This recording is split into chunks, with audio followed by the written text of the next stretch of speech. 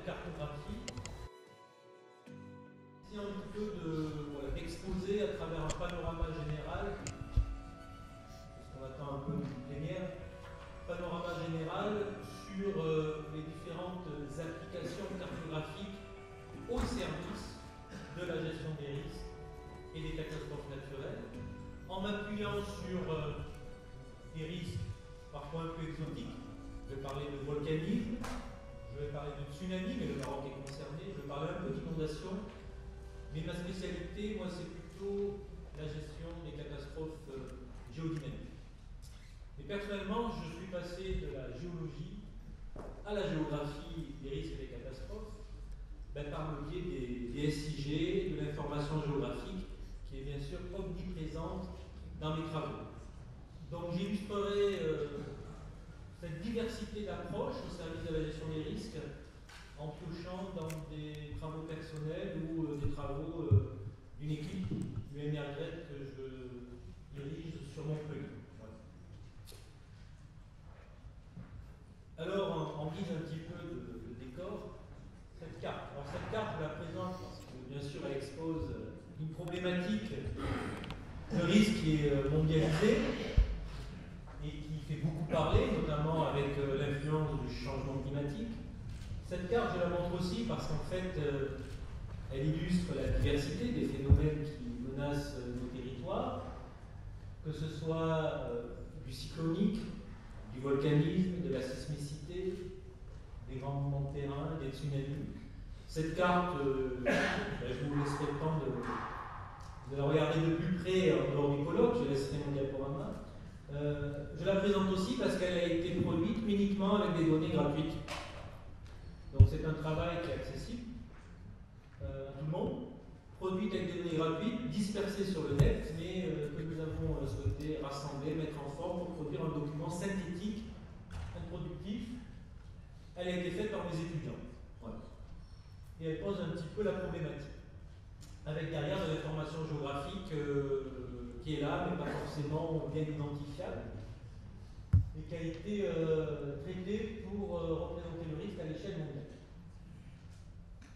Alors je m'excuse déjà parce que je n'aurai pas toujours le temps d'expliquer les méthodes qui sont derrière les cartes, bien entendu. J'ai privilégié plutôt le visuel pour cet exposé. Alors en lien avec cette problématique des risques, de catastrophes, des bilans, je vous rappelle quand même qu'on est sur un thème qui nécessite de l'action et de la prévention, puisque quand on regarde les bilans mondiaux des catastrophes naturelles par pays, constitué à partir d'une autre base de données qui est gratuite, Emergency Database, l'Université de Louvain, on s'aperçoit quand même que c'est près de 2 650 000 personnes qui ont péri, qui sont mortes consécutivement à des phénomènes naturels à cinétique rapide, hors sécheresse. C'est considérable, et ce qui est beaucoup plus traumatisant, j'allais dire, c'est que 70% des catastrophes touchent les pays en développement, mais c'est 94% des décès qui se sont produits dans des pays en développement. Donc là, on sent bien que derrière la notion de risque, et vous savez tous, je pense, il y a une notion très forte sur laquelle je vais m'appuyer, qu'on va essayer de mettre en carte aussi, c'est la notion de vulnérabilité des sociétés. Voilà. Il y a des vraies inégalités qui expliquent aussi cette répartition très différenciée au niveau mondial. Le risque, je le disais, c'est avant tout une production socio-environnementale. Et je vais volontairement largement dépasser le constat de l'aléa du phénomène pour m'engager sur des questions de vulnérabilité, d'exposition, de gestion, de prévention, d'évacuation, pour vous montrer que la cartographie des risques, c'est certes la connaissance de l'aléa, mais qu'une fois que cet aléa est maîtrisé, on peut aller très loin dans la production et dans l'aide à la décision pour gérer le risque. Une production socio-environnementale, puisque le risque, c'est le fruit d'une coexistence sur un territoire, d'une menace, l'aléa en gris, influencée pour certains aléas par le réchauffement climatique, et c'est cette conjugaison d'un aléa avec des enjeux auxquels on affecte certains degrés de vulnérabilité, c'est cette combinaison qui produit le risque Et quand le risque se matérialise, ça donne la catastrophe, bien entendu. Et un nouveau paradigme est arrivé depuis une dizaine d'années, le paradigme de la résilience, de formes d'adaptation qui sont là, quand on les soutient bien, pour compenser ce risque.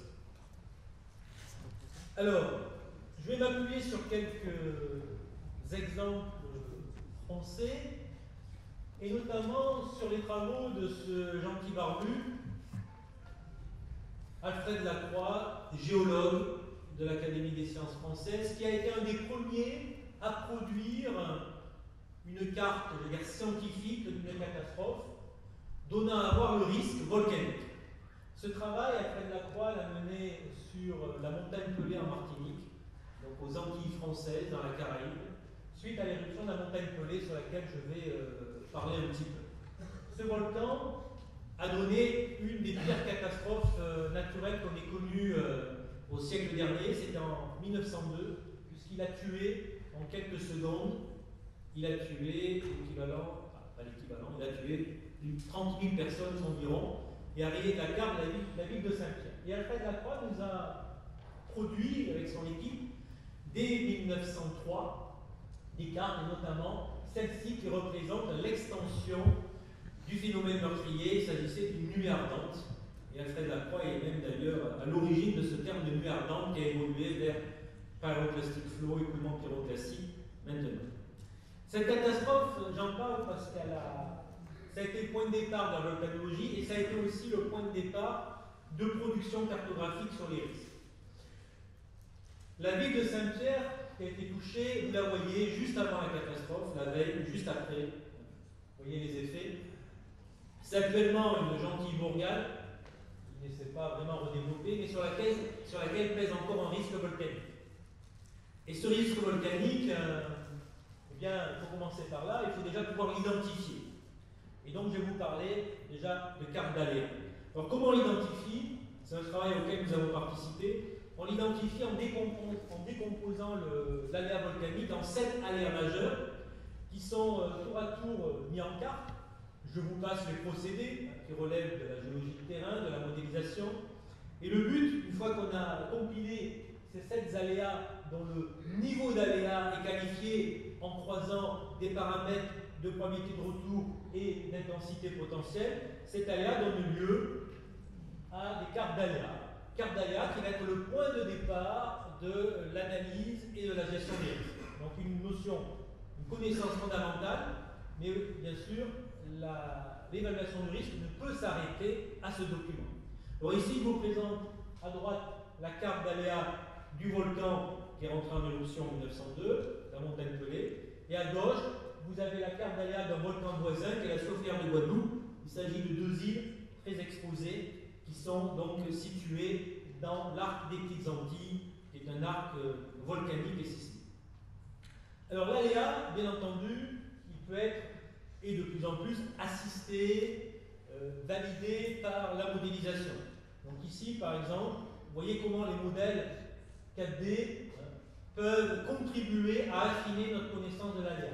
Il s'agit ici d'une simulation qu'on a menée avec l'université de Pise, en Italie, sur un de ces 2 volcans, la Sauffière de Guadeloupe, pour affiner notre connaissance de l'aléa. Une fois qu'on maîtrise l'aléa, on peut commencer à mesurer, à mettre en carte le risque dans sa dimension, dans sa composante humaine.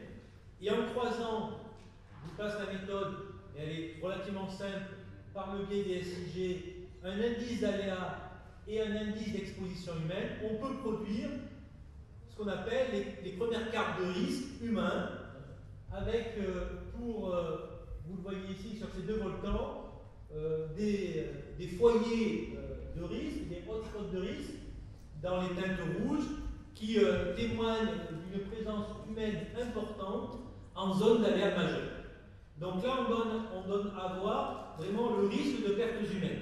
On a dépassé le seuil d'aléa et déjà on peut orienter le décideur vers des points chauds, là où il faut entreprendre des actions de risque. Et en l'occurrence, sur un volcan de ce type, face à une éruption, la seule solution, on en reparlera, c'est l'évacuation préventive, mais qui évacuer, ou évacuer, ça mérite d'être abordé à travers ce type de document. Alors on peut aussi, en restant sur le thème du volcan, dépasser l'analyse de risque, le constat du risque humain, pour aller vers la carte outil de prévention. Et sur ce même volcan, la Martinique, donc sur ce territoire qui est la Martinique, est une île, nous avons produit une cartographie visant à gérer l'occupation urbaine en zone à risque. Donc c'est simplement pour vous montrer que, partant de la connaissance de l'aléa, la connaissance des enjeux de l'exposition, on peut produire des documents opérationnels, un document qui, en fait, a une vraie valeur réglementaire en France. C'est ce qu'on appelle un PPR, plan de prévention des risques. Et ce que vous avez sous les yeux, c'est le seul PPR réglementaire français et voire volcanique. Voilà. Alors ce document permet en fait de contrôler l'urbanisation en zone volcanique. Il a été approuvé par le préfet de Martinique en 2004 et il va éviter de concentrer des enjeux stratégiques, notamment dans les zones rouges que vous voyez. Le risque sur un territoire volcanique, on peut le gérer à travers l'urbanisation, bien sûr, en limitant les enjeux. On peut le gérer aussi à travers l'évacuation. Et sur ce type de volcan, qui peut rentrer en éruption assez rapidement, il y a un besoin de planifier l'évacuation. Alors l'évacuation, ça se gère à travers des plans hors sec, et c'est le cas ici, mais ça se gère aussi à travers des cartographies. Et on a souhaité un petit peu innover dans la cartographie des plans d'évacuation en introduisant la notion de perte d'accessibilité. Parce que quand vous évacuez une zone volcanique, vous pouvez avoir des communautés, des villages qui vont se retrouver en fait isolés du fait des coupures de route par les coulées de boue. Donc on a produit, c'est un exemple ici, sur ces deux volcans, des indices de risque d'isolement de certaines mailles du territoire en cas de coulée de boue, phénomènes qui peuvent se produire dès les premiers stades éruptifs. Et on a intégré ces zones d'isolement potentiel dans des plans d'évacuation, de manière à proposer aux autorités, sur ces deux volcans, une procédure d'évacuation polyphasée, où, en gros, vous distinguez 4 secteurs. Les secteurs en rouge à évacuer prioritairement, qui correspondent à des zones où, en fait, il y a un indice de risque humain en cas d'éruption très élevé, mais en plus, un risque d'isolement très élevé. Ensuite, les secteurs orange, où le risque humain est là, mais sans risque d'isolement. Et puis, les zones jaunes, qui correspondent à la zone d'aléa, et les zones vertes, qui sont les zones refuge. Voilà encore une carte qui peut servir à la prévention et qui prend une valeur opérationnelle du moment où elle est annexée à un plan hors sec, ce qui est un petit peu le devenir de ce type de document. Alors, tous les travaux que je vous présente sont déjà publiés, donc ça vous intéresse, je pourrais vous donner les références pour voir un petit peu les problématiques et les méthodes qui sont derrière. Alors, la cartographie des risques, c'est pas qu'une histoire de SIG, c'est pas qu'une histoire d'expertise scientifique, c'est parfois aussi, et je vous invite aussi à ça, à questionner les populations. Et ce que vous avez sous les yeux, c'est un SIG manuel, c'est une carte 3D construite par une communauté villageoise qui vit sur un volcan aux Philippines. Et on a été au contact de ces gens pour leur demander d'apporter leur propre connaissance du volcan et de mettre ça en carte par le biais de maquettes, ce qu'on appelle la cartographie participative, ce qui permet aux scientifiques de recueillir une connaissance locale sur les aléas, sur des personnes vulnérables représentées par des punaises, sur des ressources utiles pour la gestion du risque. Et c'est ainsi qu'on peut construire un SIG. Parce qu'imaginons photographier ce document, le géoréférencer, le numériser, on amène la donnée attributaire sur un territoire que le seul scientifique ne peut pas avoir, parce qu'on ne peut jamais rivaliser avec une connaissance locale empirique. Sur la cartographie des risques, il y a aussi des questions qu'on peut se poser sur la façon dont les populations perçoivent leur espace à risque. Et sur ces documents qui représentent le territoire de la Martinique, on a demandé par le biais de l'enquête à plusieurs personnes de représenter les espaces qu'elles estimaient exposés en cas d'éruption volcanique. Ces espaces représentés pour différentes communes, nous on va les comparer à la carte de l'aléa volcanique scientifique et voir s'il y a des distorsions entre ce que imaginent les gens en termes d'exposition et ce que nous, on imagine être exposé d'un point de vue scientifique. Et s'il y a distorsion, ben, il y a problème. Parce que si vous devez demander à des gens d'évacuer alors qu'ils perçoivent pas leur zone comme étant en danger, ça peut développer des problèmes de résistance à l'évacuation. D'où l'intérêt d'intégrer dans l'analyse de risque aussi les représentations mentales et la cartographie peut servir cette dimension. La carte 3D, la carte participative, la carte collaborative, faite par les populations, eh bien, c'est aussi un objet de dialogue, un outil de concertation sur lequel on peut prendre des décisions collectives.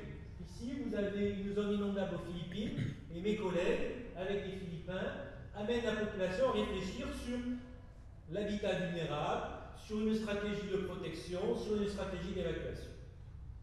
Voilà quelques exemples. Alors, bien entendu, pour construire des cartes de risque ou de catastrophe, on fait appel à la modélisation, on fait appel à la connaissance des populations, on fait appel à nos propres savoirs scientifiques, et les technologies, vous les connaissez tous de plus en plus, viennent appuyer ce travail.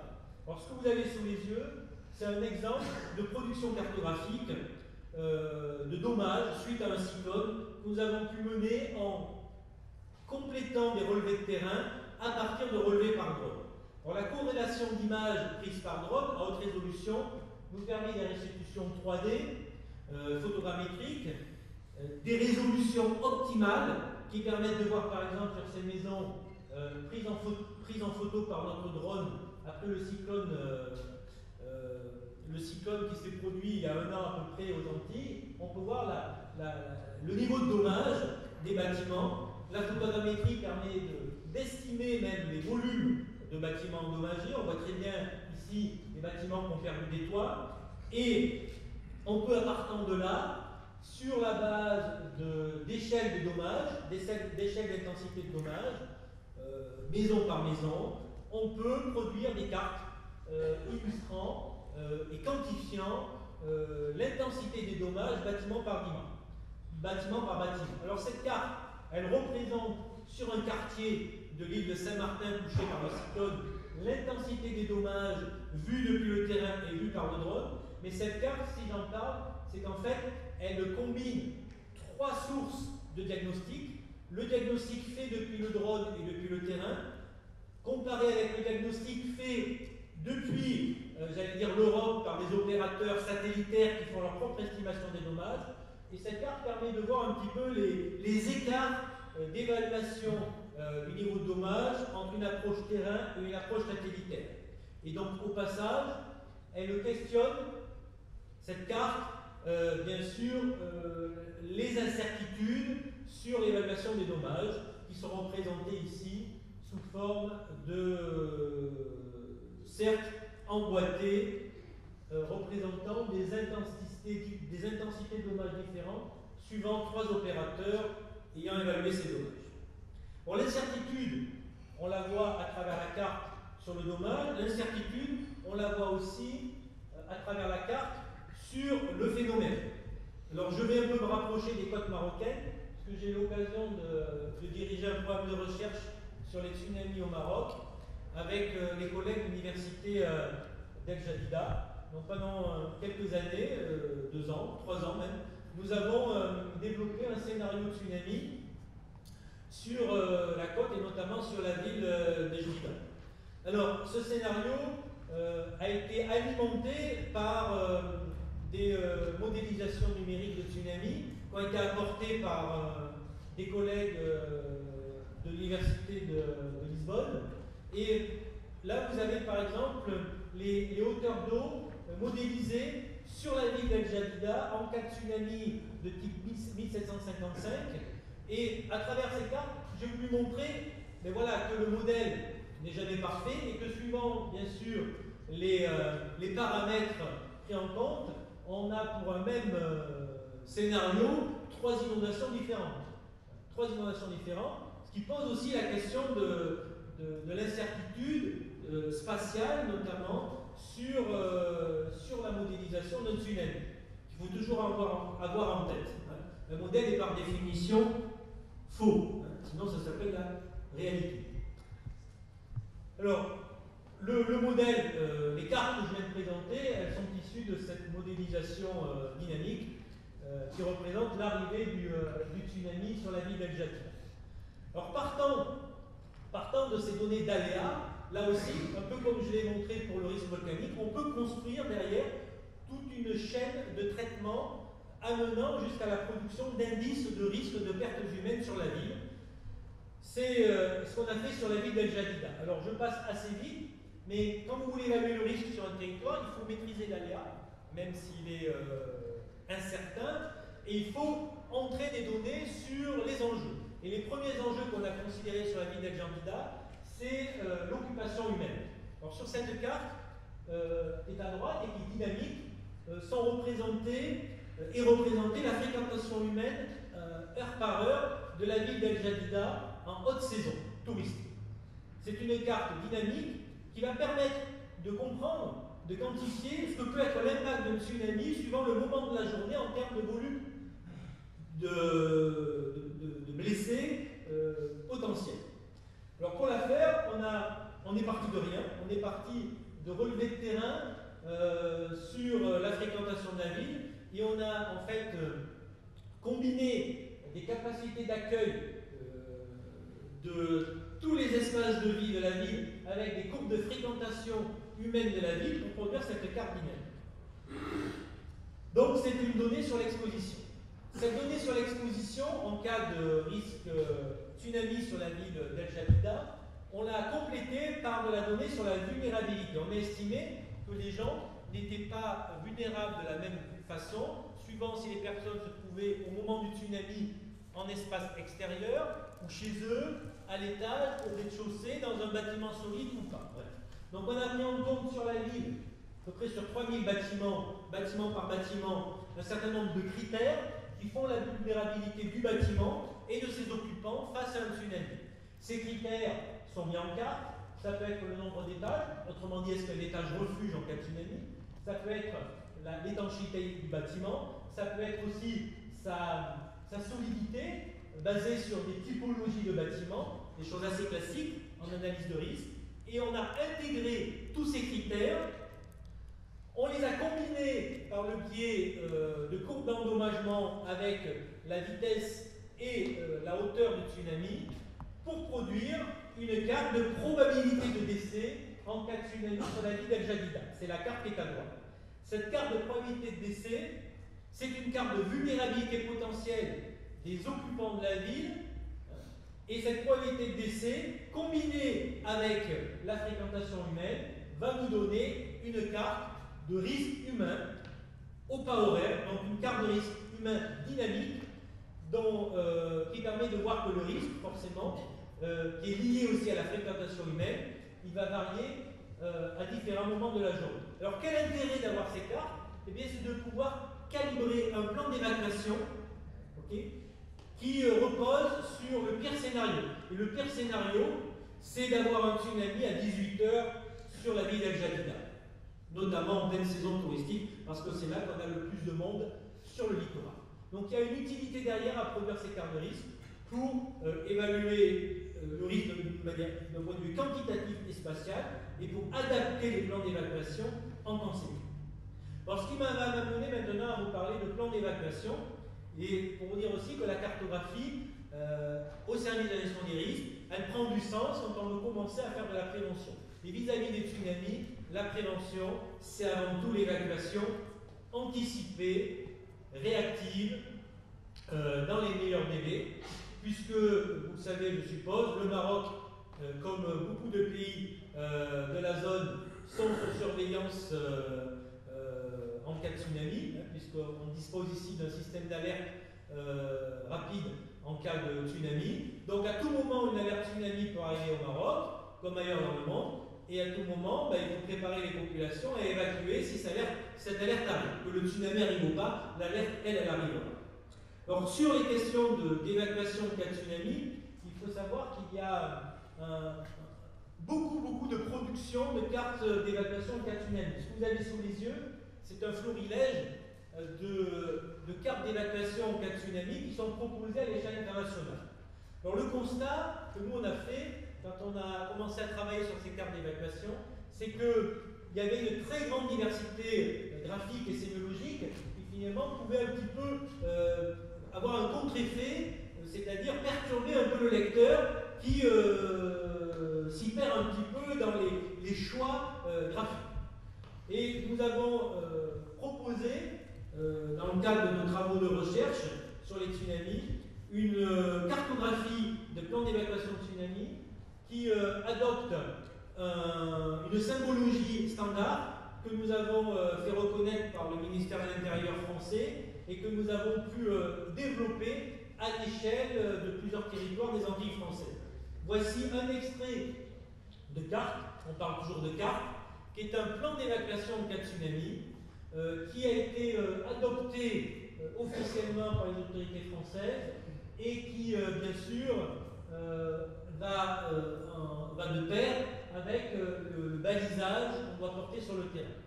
Alors une fois qu'on a ces documents, qui reposent à la fois sur un travail de terrain, à la fois sur des calculs d'itinéraires de survie optimisés, que vous voyez ici en noir, une fois qu'on a ce type de document, on va sur le terrain, on accompagne les autorités dans la pose des balises. Des panneaux indiquant les lieux de danger et les routes d'évacuation. Alors ça, c'est pour la petite histoire. Vous avez au milieu de la photo Ralid Mehdi, qui est donc un collègue d'El Jadida, qui a été impliqué dans ce projet jusqu'aux Antilles, proposer des panneaux avec nous. Donc on est allé même jusqu'à poser quelques panneaux pour montrer aux autorités que c'était faisable. On s'est arrêté là, bien entendu. Alors en lien avec ce travail de préparation des territoires à l'évacuation, il faut aussi préparer les populations. Et les populations, on les prépare par l'information préventive sur qu'est-ce qu'il faut faire en cas de tsunami, où est-ce qu'il faut aller. Et là encore, la cartographie, mais cette fois-ci interactive, entre en jeu. Et ce que vous avez sous les yeux, c'est une application smartphone qui est sortie cette semaine. Donc elle est toute nouvelle.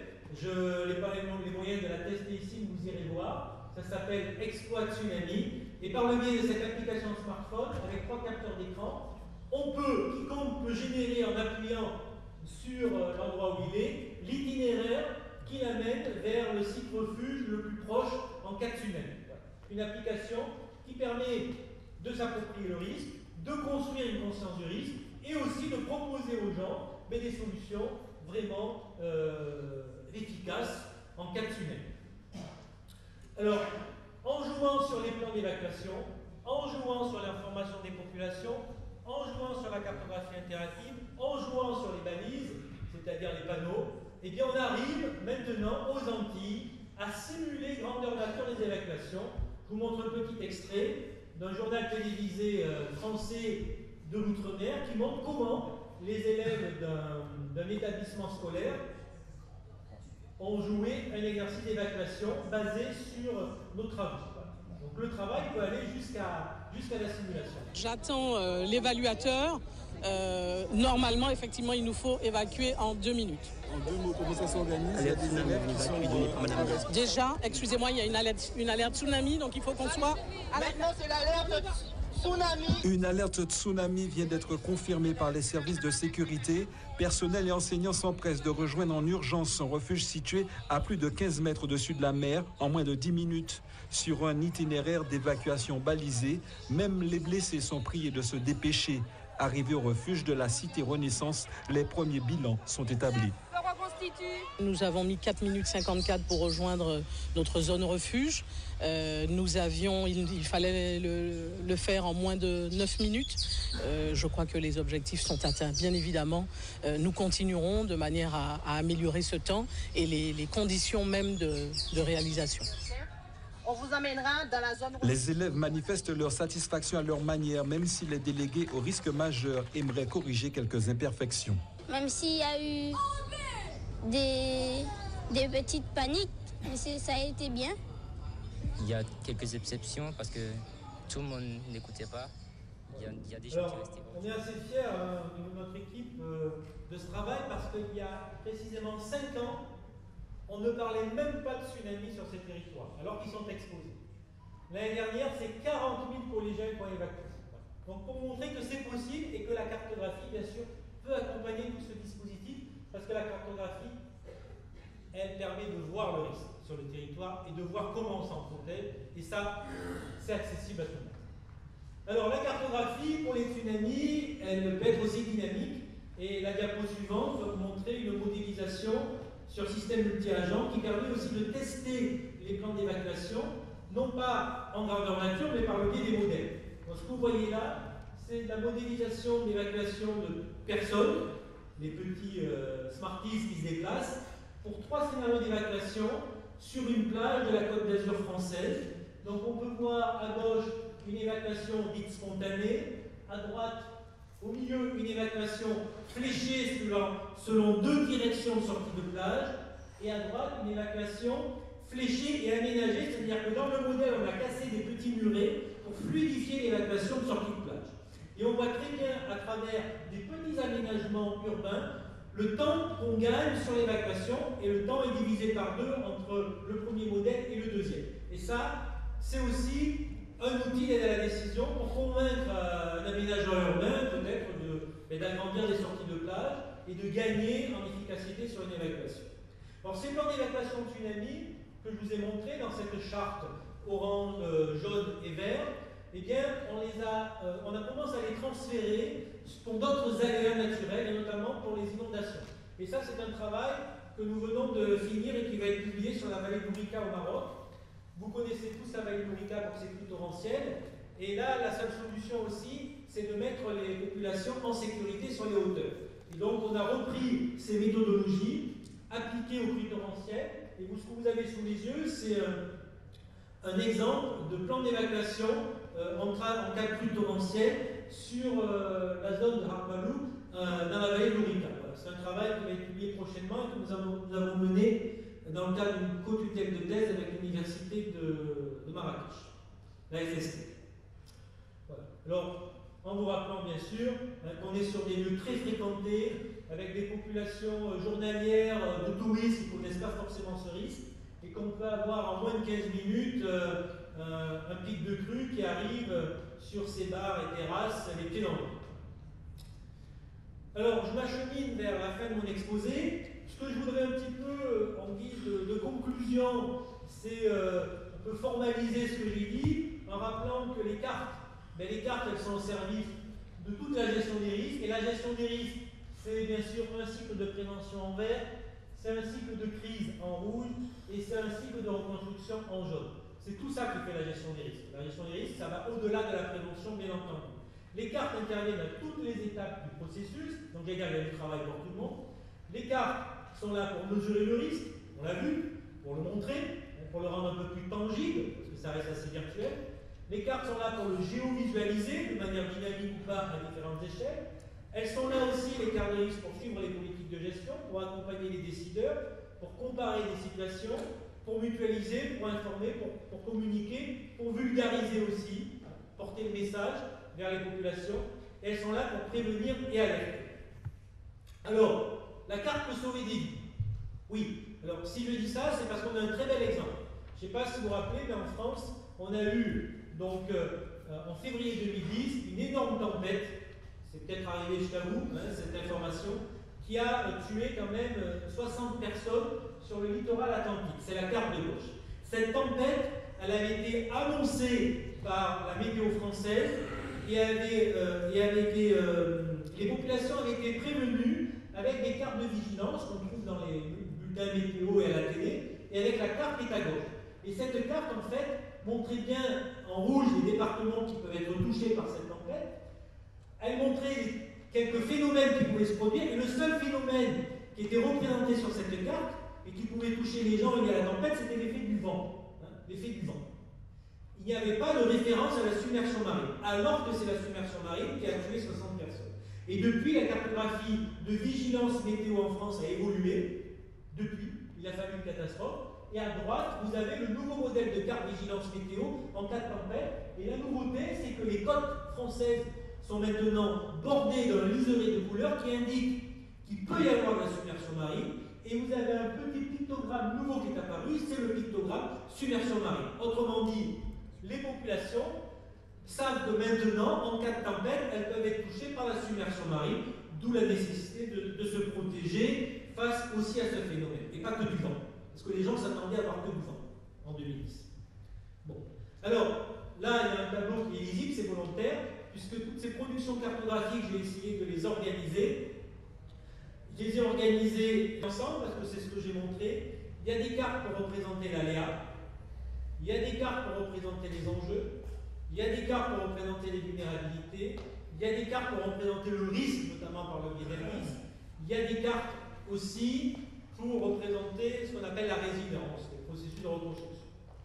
Et moi j'entrevois 5 grands domaines d'application de la cartographie des risques, des cartes pour informer, des cartes pour agir, cartes opérationnelles comme les plans d'évacuation, des cartes pour modéliser le risque, les scénarios tsunami, et des cartes pour suivre aussi le processus de reconstruction après une catastrophe. Et la dernière carte que je vous montre ici, qui est assez originale justement, c'est une carte qui représente l'état de la reconstruction du bâti, des bâtiments, après le cyclone Katrina aux États-Unis. Un travail qui a été fait par un de nos étudiants il y a quelques années, montrer que la carte elle est au service aussi, une fois que la catastrophe s'est produite, du suivi de la reconstruction. Alors voici en résumé ce que je viens de dire. Et pour chaque thème cartographique en lien avec l'évaluation du risque et pour chaque usage, j'ai représenté les cartes que je vous ai donné à voir au cours de cette exposé. Alors je tiens à vous remercier pour votre attention et je serai ravi de discuter avec vous et vous renvoyer vers quelques références sur nos travaux.